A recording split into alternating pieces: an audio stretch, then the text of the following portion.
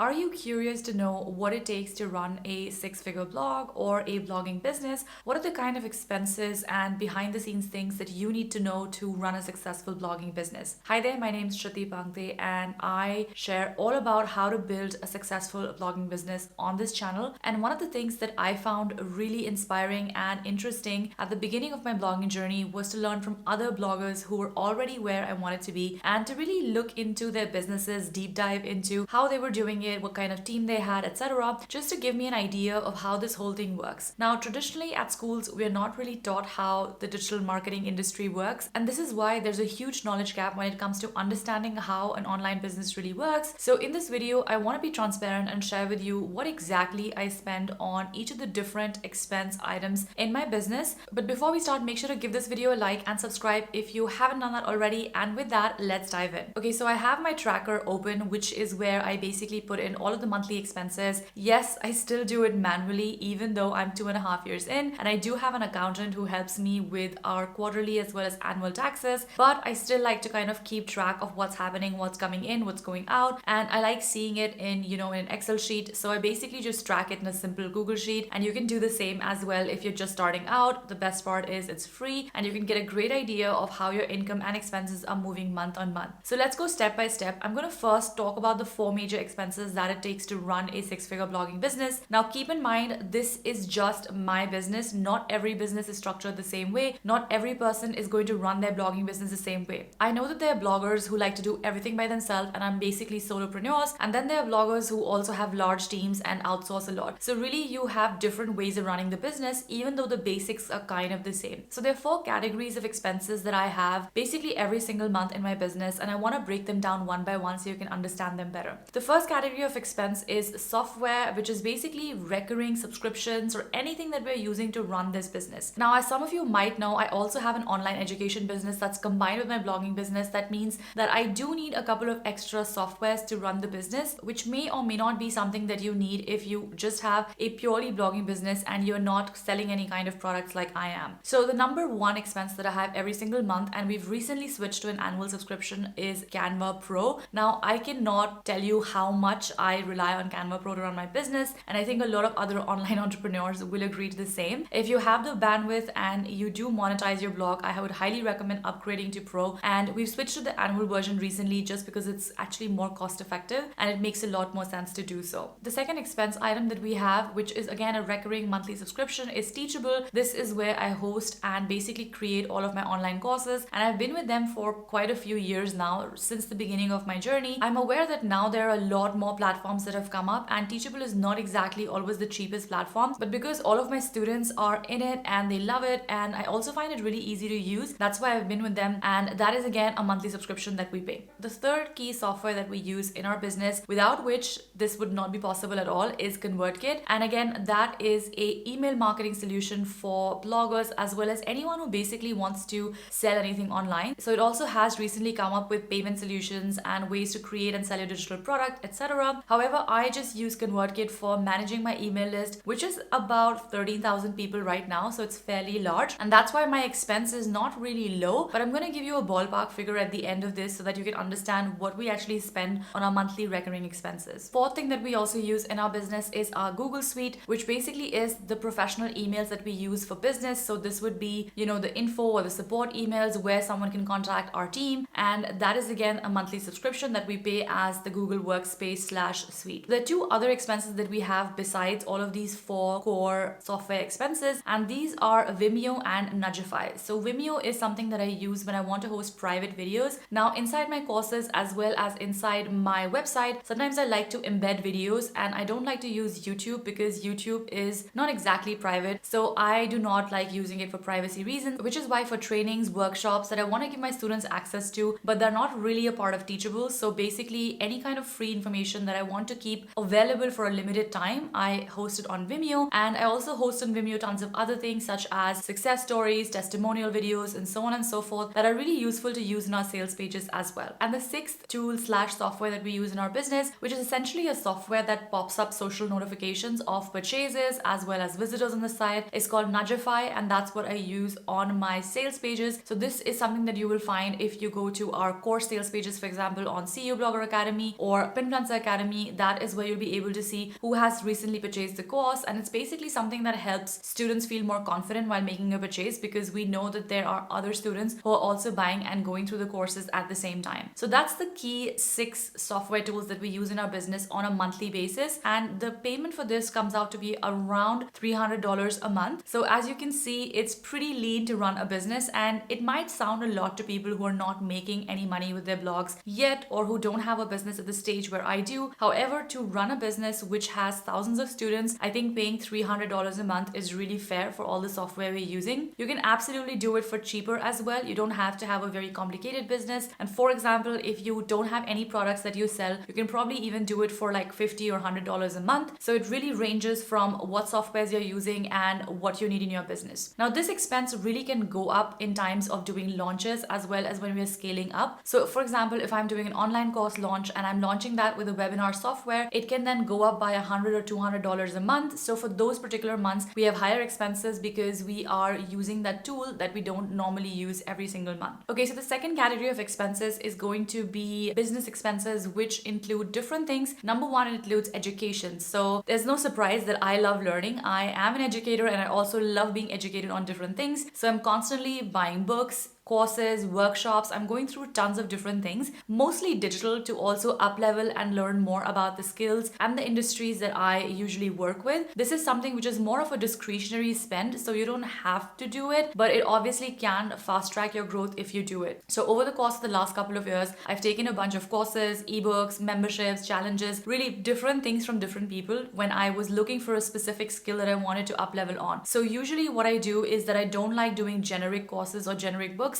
I usually seek out educational resources which are specific to a topic that I'm interested in. So for example, if I want to learn more about email marketing, then I'm going to go to a copywriter and try to see what resources they have and maybe enroll into one of their programs to kind of learn more about this. So this is one of the items that we have under business expenses. The second item that we have under this is going to be your office equipment / tech. So this is, for example, the camera that I'm filming with. Sometimes we have expenses such as ring lights or speakers. We need cables, we need SD cards. In my business, I'm often creating content pretty much every single week, if not every single day. That means that I obviously need tools to be creating this content. So all of these expenses are not recurring. They are one-time expenses, but they do come up every single month based on what I might need. And again, this is something that can really vary on the type of business that you have and what it is that you need. If you are someone who solely relies, let's say, on YouTube, you might have a production studio and you might need to buy things quite regularly as well. For me, this expense is relatively low because usually I try to make my purchases, once every quarter or so to kind of even out how much I'm spending. And a lot of the tech that I've invested in has been kind of solid tech that I invested right at the beginning. So I didn't have to upgrade it every now and then. However, I still do end up spending a couple of $100s here and there every now and then. The third category of expenses that we have in this business is advertising. And again, this is an expense that's only going to be relevant for you if you do end up advertising for your business. So we do Facebook and Instagram ads in our business. And I also sometimes do Pinterest ads depending on the season and what it is that we want to,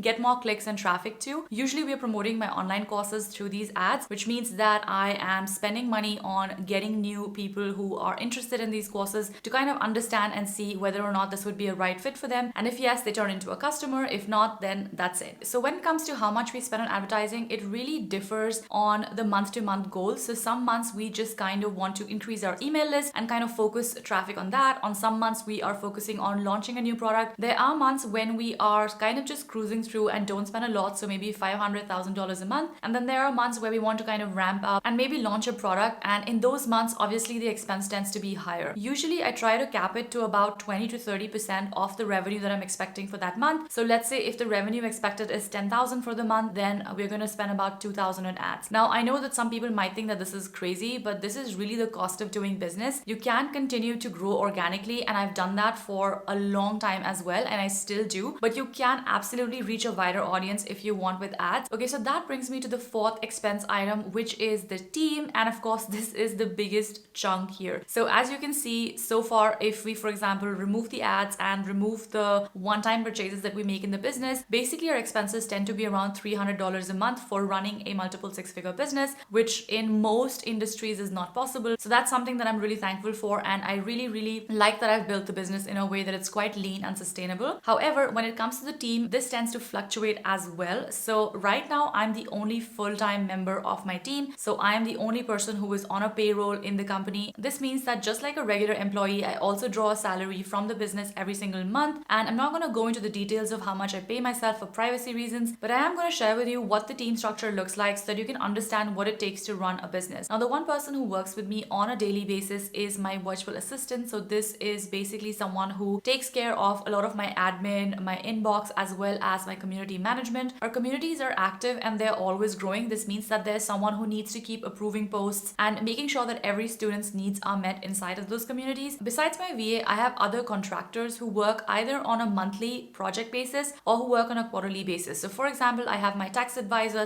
/ accountant who basically works with me on a quarterly basis just to make sure that we are, filing everything for taxes correctly. So it's a great help to have someone who is basically keeping me on track and does all of the bookkeeping / accounting for us. If you're just starting out, you probably won't need to have an accountant right at the beginning, but as soon as your business starts to make money, I highly recommend to check in with an accountant which is specific to your country, because every country's laws and every business is unique. So it's hard to give generic advice when it comes to legal things such as accounting. Okay, so besides these contractors who have a much more regular role in the business, I also have project-based contractors that I work with from time to time or for certain periods in a year, which help me on particular projects. So for example, I have a Facebook ads consultant, I have a copywriter, I have a video editor. All of these people are people who work on projects and essentially help me establish different goals or different objectives in the business as and when I need them. However, I do have long-term relationships with each of my contractors that I've worked with in the last 2.5 years, and I'm really happy to work with them as and when the need arises. So I hope that this helped you get some clarity on how a six-figure business could look like. Now, of course, as I said in the beginning, the way that you structure your business and the types of things that you're going to spend on is very, very subjective. So all of the expenses that I listed, you may just take one of those categories and run with that, specifically the recurring expenses or the software category, which pretty much every entrepreneur needs in the online space. But besides that, everything else is subjective. So if I had to really cut down all of the fluff and just stop paying myself, then what I would need to run this business would be about $300 a month. And I think that is a pretty fair investment to make for a business that makes me much more than $300. Let me know in the comments if you would like to see more such videos about how I run my business and specifically what are the tips that you need. As always, thank you for watching and I'll see you in the next one.